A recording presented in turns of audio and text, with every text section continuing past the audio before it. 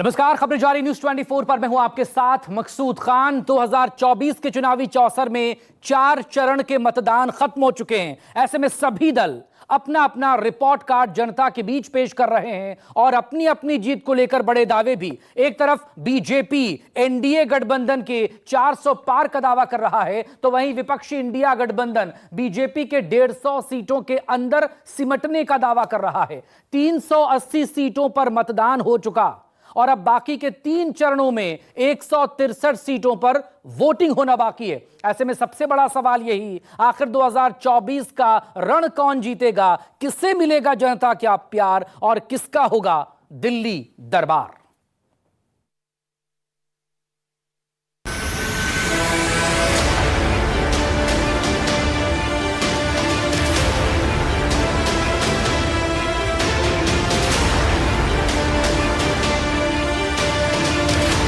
कि 380 सीट में मोदी जी 270 सीट लेकर पूर्ण बहुमत प्राप्त कर चुके हैं।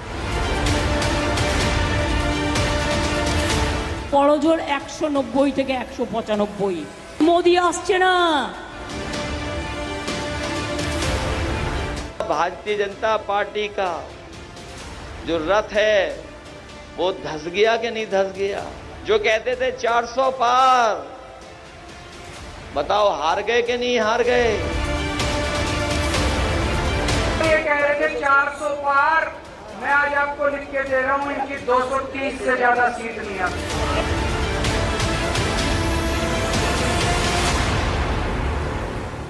2024 लोकसभा चुनाव के सियासी रेस में आधे दौर की रेस पूरी हो चुकी और 7 चरणों के चुनावी दंगल में अब बारी 5वें फेज के चुनाव की है और इसके लिए 20 मई को वोट डाले जाएंगे। लोकसभा चुनाव को लेकर पहले चरण में 21 राज्यों के 102 सीटों पर मतदान हुआ।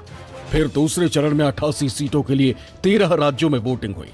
तीसरे चरण में कुछ बदलावों के साथ 11 राज्यों की 94 सीटों पर वोट पड़े और अब चौथे फेज में 96 सीटों पर वोटिंग के बाद कुल 380 सीटों पर मतदान खत्म हो चुका।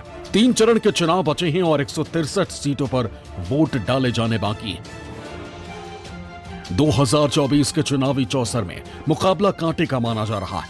एक तरफ मोदी की अगुवाई में एनडीए गठबंधन 400 पार का दावा कर रहा है, तो वहीं दूसरी तरफ इंडिया गठबंधन एनडीए के 400 हार की बातें कर रहा है। हालांकि 4 चरणों के चुनाव में 380 सीटों पर नेताओं की किस्मत ईवीएम में कैद हो चुकी है, लेकिन वादों और दावों के इस दंगल में पार्टियां अपनी अपनी जीत का सपना जरूर देख रही हैं। 4 चरण पूरे हो गए हैं। 380 सीटों का चुनाव पूरा हो गया है। ये 380 सीट में मोदी जी 270 सीट लेकर पूर्ण बहुमत प्राप्त कर चुके हैं। गृह मंत्री अमित शाह ने दावा किया है कि बीजेपी पहले 4 चरणों में ही 270 सीटें जीतेगी। शाह ने बनगांव की रैली में कहा कि अभी तक देश की 380 लोकसभा सीट पर चुनाव हो चुके हैं, उनमें से मोदी जी 270 सीट जीतेंगे। वहीं पश्चिम बंगाल के मुख्यमंत्री और तृणमूल कांग्रेस सुप्रीमो ममता बनर्जी ने इसे सपना करार दिया और कहा कि इस बार जनता ने बीजेपी को टाटा बाय बाय बोल दिया है। हवा बदल चुकी है और बीजेपी 200 के अंदर ही सिमट जाएगी। আমরা সবাইকে একসাথে নিয়ে ইন্ডিয়া জোটই জিতবে। কালকে পর্যন্ত আমাদের কাছে যে হিসেব আছে তাতে ওরা বড়জোর 190 থেকে 195 আর ইন্ডিয়া জোট 315 ইতিমধ্যেই ক্যালকুলেশন করেছে, 3-4টে পার্টি বাদ দিয়ে এখনো। কাজেই মোদি আসছে না। यानी दोनों के दावों पर गौर करें तो अमित शाह के मुताबिक बीजेपी जीतेगी 400 प्लस सीटें, वहीं इंडिया गठबंधन जीतेगी 140 सीट। वहीं ममता बनर्जी के दावों और भविष्यवाणी पर गौर करें तो 2024 लोकसभा चुनाव में बीजेपी 195 से 200 सीट पर सिमट जाएगी। वहीं इंडिया गठबंधन 295 से 315 सीटें जीत सकता है। माहौल चुनावी है, ऐसे में सभी के अपने अपने दावे। विपक्ष का मानना है कि इस बार पिछले बार की तुलना में जनता ने सोच समझकर मतदान किया। अगर 4 चरणों की वोटिंग परसेंटेज पर गौर करें तो पहले चरण में 66.14% मतदान हुआ, दूसरे चरण में 66.71% मतदान हुआ, तीसरे चरण में 65.68%, तो वहीं चौथे चरण में 67.71% मतदान हुआ। उधर बीजेपी के नेता लगातार 400 पार का नारा बुलंद कर रहे हैं, तो वहीं दूसरी तरफ विपक्ष ने साफ कर दिया है कि इस बार दिल्ली दरबार में परिवर्तन होने वाला है। क्या राहुल गांधी और क्या अखिलेश, सभी का साफ कहना है कि इस बार इंडिया गठबंधन इतिहास रचने वाला है। 4 चरणों में भारतीय जनता पार्टी 270 सीटों के आसपास आ गई है और जो बचे हुए 3 चरण हैं पूरे 400 पार होंगे। जो बीजेपी के लोग बोल रहे हैं कि इतनी सीटें आएंगी उतनी सीटें आएंगी, मैं सीधा बता देता हूं आपको, इनको 150 से ज्यादा नहीं मिलने वाली है। भारतीय जनता पार्टी का जो रथ है वो धस गया कि नहीं धस गया? जो कहते थे 400 पार, बताओ हार गए कि नहीं हार गए? इस बार 140 करोड़ जनता इनको 140 सीटों के लिए भी तरसा देगी। 4 चरण के चुनाव पूरा हो चुके हैं। इंडिया गठबंधन मजबूत स्थिति में है। हिंदुस्तान की जनता ने मोदी जी की विदाई तय कर दी है। 4 जून को इंडिया गठबंधन नई सरकार बनाने जा रही है। हरियाणा के कुरुक्षेत्र में आप उम्मीदवार के लिए प्रचार करते हुए सीएम अरविंद केजरीवाल ने बीजेपी पर जमकर हमला बोला। दिल्ली के मुख्यमंत्री ने रोड शो के दौरान दावा करते हुए कहा कि पूरे देश के अंदर बीजेपी की हालत खराब है, बीजेपी पूरी तरह से हार रही है। दिल्ली के मुख्यमंत्री अरविंद केजरीवाल ने बीजेपी पर निशाना साधते हुए उंगली पर राज्यों के नाम गिनाए। पूरे देश के अंदर हालात इनके खिलाफ हो रहे हैं, हार रहे हैं पूरी तरह से। बीजेपी वाले हार रहे हैं कि नहीं हार रहे? मैं गिना देता हूं आपको।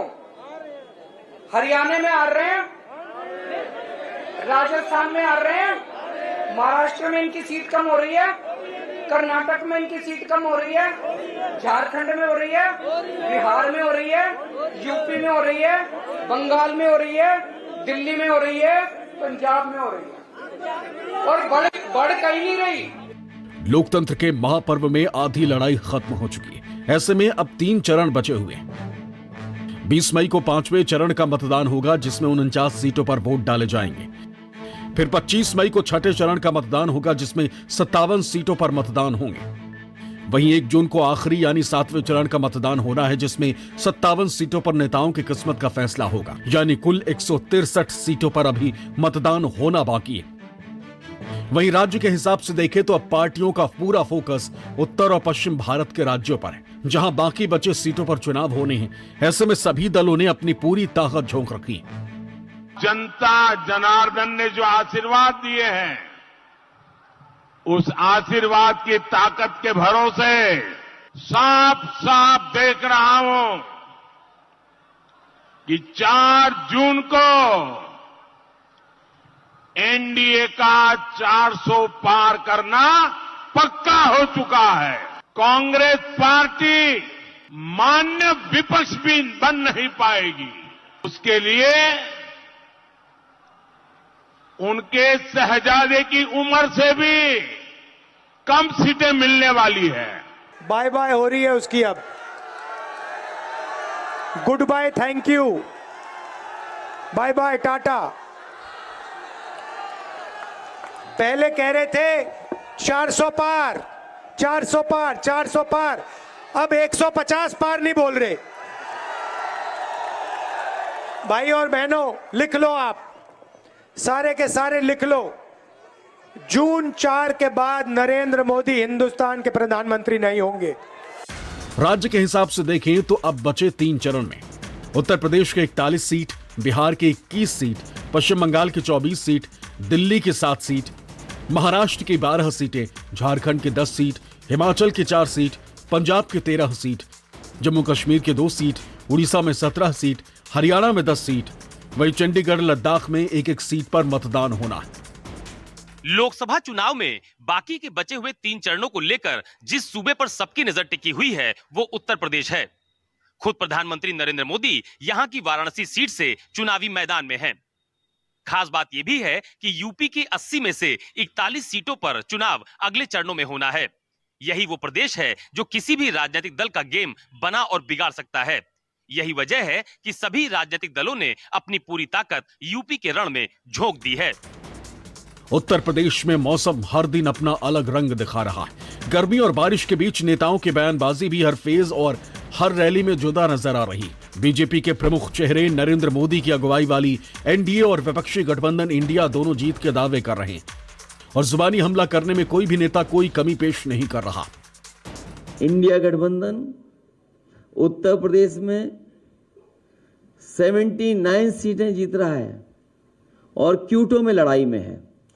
मोदी जी के समर्थन में वह हर व्यक्ति है जो राम भक्त है, जो राष्ट्र भक्त है, जो विकास का समर्थक है, जो गरीबों के उत्थान का समर्थक है, बेटी और व्यापारी की सुरक्षा का समर्थक है, वह हर व्यक्ति मोदी जी का समर्थन कर रहा है।